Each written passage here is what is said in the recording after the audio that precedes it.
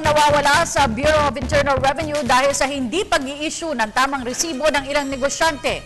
Kaya naman kanina sinampulan ng ahensya ang isang business establishment sa Bulacan na pagmamay-ari ng isang Chinese national. Yan ang balitang hatid ni George Bandola.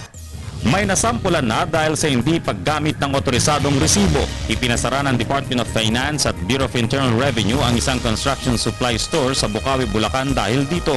Dahil sa hindi pag-i-issue ng tamang resibo, higit sa 10 milyong pisong buwis daw ang hindi binayaran ng Smiley Hardware na dating Sun City Construction Supply sa MacArthur Highway, Bukawi, Bulacan. Nakatakas sa may-ari nito na si Binleng Lu Bonami, isang Chinese. Noong 2012, na-discover ito na nag-i-issue sila ng unregistered receipts.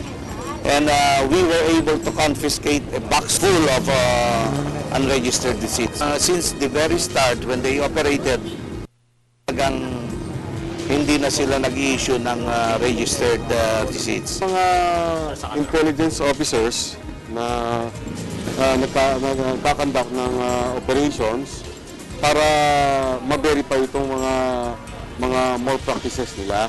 Bagamat lagpas sa itinakdang target collection ng BIR, ani Director Florendo, malaki pa rin ang nawawala sa koleksyon dahil sa mga tiwaling negosyante.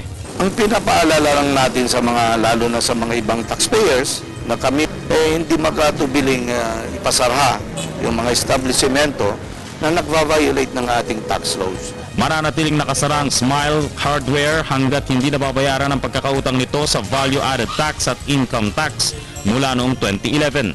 Para sa Telebisyon ng Bayan, George Bandola.